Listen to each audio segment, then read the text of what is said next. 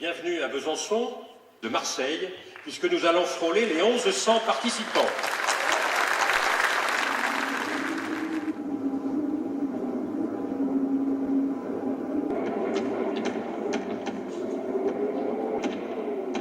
Fermez la porte! La tempête va remporter le refuge! Pour ta course d'orientation, ton cap est clair. Diriger et servir. Non mais vous avez vu ce qui nous est tombé dessus? Une dépression à 5000 Kerdov, ou ma vieille. Mais nous, avec ce qui nous est tombé dessus, on l'a perdu le cap. Regardez la boussole, comme elle s'affole. Et puis on s'est dit qu'à force de se servir, on n'arriverait plus à se diriger. T'en as marre qu'on te prenne? On te prenne, non? Pour un voleur? Vous et moi. Il va falloir la régler. Tu as voulu prendre notre chemin, tu es venu nous prendre par la main. La crise bancaire et financière que nous avons vécue, cette crise des marchés, cette crise de la gestion du risque, nous en sommes tous, chacun, à notre tout petit niveau, responsables. Les raisons pour lesquelles les vagues se sont creusées, ces raisons-là, elles demeurent. Ma petite espérance, sans ce bourgeon, qui n'a l'air de rien, qui ne semble rien, tout cela ne serait vraiment que bois mort. Que ce que nous devons essayer d'être, c'est de ne pas être des bois morts au cœur des tempêtes économiques. De partir de l'homme plutôt que de partir des contraintes. Le système, c'est finalement chacun d'entre nous qui, par notre responsabilité personnelle, eh bien, faisons que des choses changent. Si tu veux la lumière, t'as qu'à creuser la terre. Si tu creuses la terre, tu trouveras la lumière qui fait briller les blés à la poisson de thé. Que les poissons d'or, le livre de trésor. En bon observateur de la situation globale, le premier nous décrit la tempête extérieure en témoignant de son expérience de dirigeant. Le second nous décrit une sorte de tempête intérieure, ou plutôt un combat.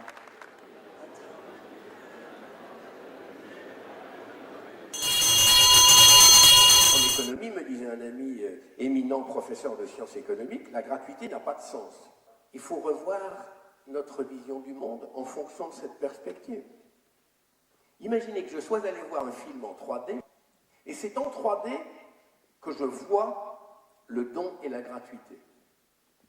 Et si tout dépendait de mon regard sur l'homme et l'activité économique. Qu'on noircisse les nuages, que la tempête fait rage, qu'elle arrache les valeurs, qu'elle répand même la peur, que mes repères s'affolent, que je perds la boussole. Suis-je sûr d'être capable de bien tenir le cap?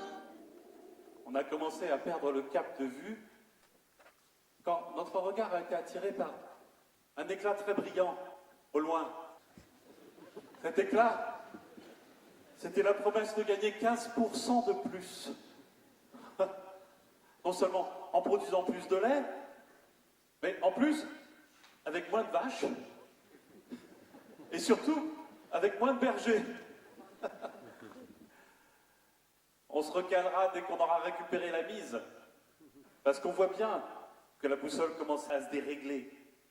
Ces 15% éclatants transmettent un virus qui contamine tous ceux qui l'hypnotisent. Le Titritus maximus. Dingue, non?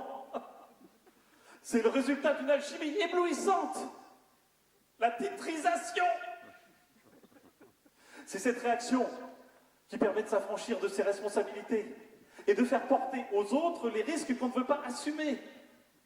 Attention, mesdames et messieurs, le titritus contamine tous ceux qui fixent les 15% et les transforment en détritus. Mais on ne pouvait plus avancer, on n'y voyait pas à 10 mètres dans cette purée de poids. On n'a plus que la boussole comme instrument de navigation. Et c'est là qu'on s'est aperçu qu'elle s'était encore déréglée. Mais alors, comment on fait pour mener son troupeau? Peut-être admettre qu'on ne sait pas. Lâcher prise, s'abandonner, à se diriger à l'estime. Quand on perd le cap de vue, il est capital de sauver le capital confiance.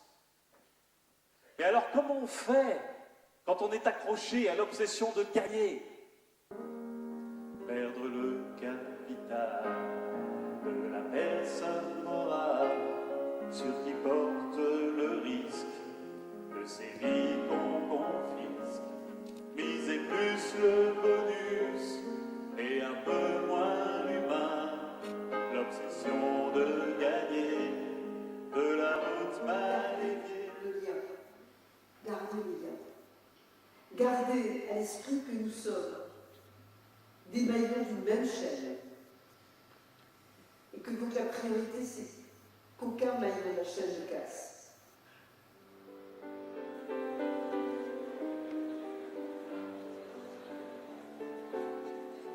Le cap de l'espérance à insuffler lorsqu'elle défaille, le cap de la personne humaine à respecter dans la dignité qui lui est inhérente, le cap de l'homme à placer au cœur de nos choix. C'est tout simplement d'avoir ajouté une réelle valeur, quand c'est possible, une réelle valeur ajoutée, et que ce soit la communauté professionnelle ou extra-professionnelle.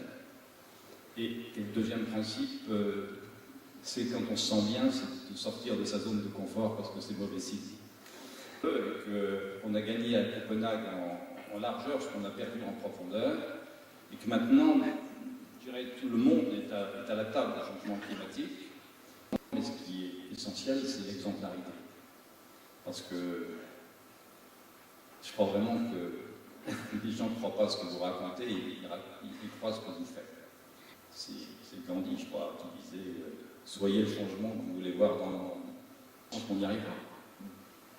Ça n'ira pas sans certains passages hors de la zone de confort. Il faut changer de cap aussi. Et aujourd'hui, on est obligé de réinventer la vie économique.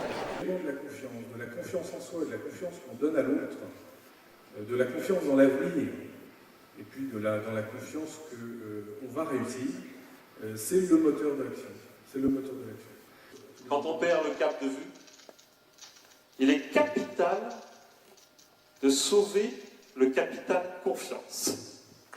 C'est comme ça qu'on a réussi à vaincre le Titritus Maximus. Pour réussir une conversion, il faut changer la direction de son regard. Ça permet de prendre d'autres alignements sur d'autres balises.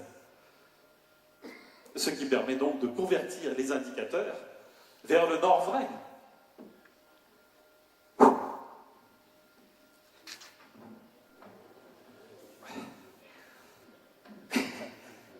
Compter avec ce qui ne compte pas d'habitude.